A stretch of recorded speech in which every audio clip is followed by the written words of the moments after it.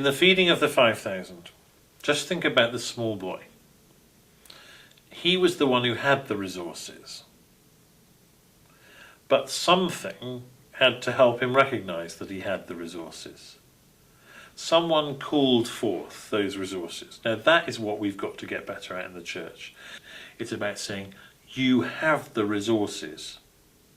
You've got the experience.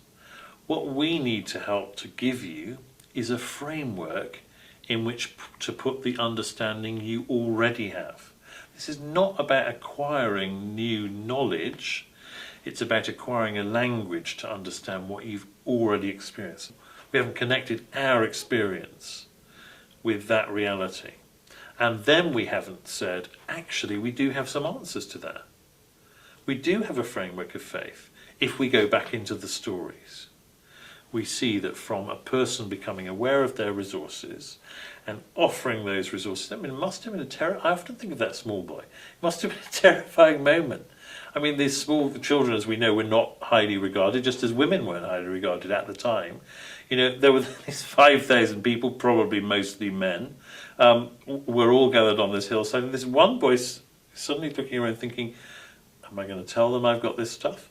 I mean, you can imagine what it felt like, but somehow he got the courage to recognise his resources, and he was given an opportunity to offer them. I would hope that Christian leaders would take the opportunity to enable folk to share in ways that makes it as natural as possible.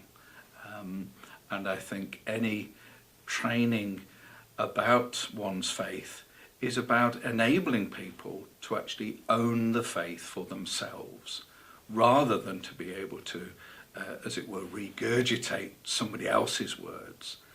Faith to me is about being able to understand it and inculcate it that in my own life.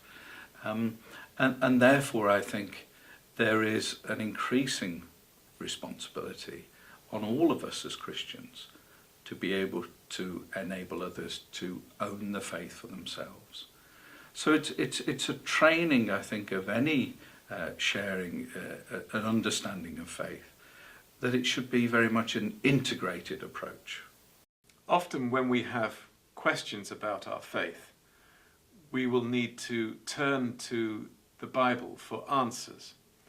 And we have in the 4 accounts of Jesus' life all kinds of question and answer sessions. Jesus himself asked a lot of questions of those around him, and his disciples were quick to say to him, "Teacher, what does this mean?" And he gave answers quite fully to their questions. So their questions are often our questions. His questions to them are often his questions to us.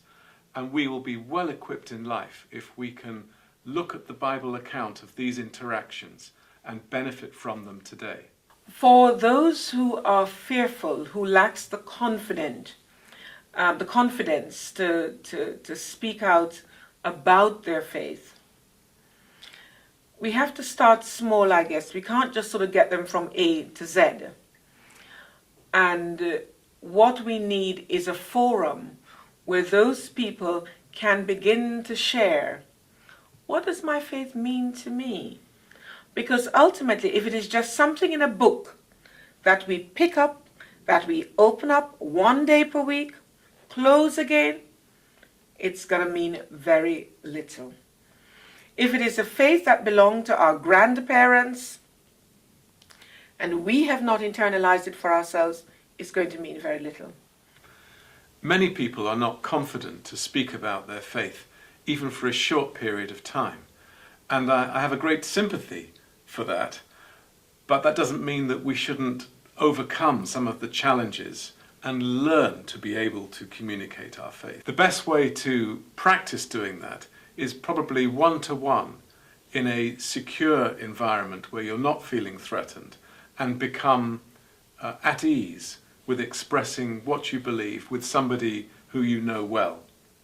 By doing that, you develop a certain confidence to express and hear the sound of your own voice expressing your own faith. Then it becomes a little easier when you're talking to somebody who you don't know, who is asking you, because you're on familiar ground. You've already expressed your faith.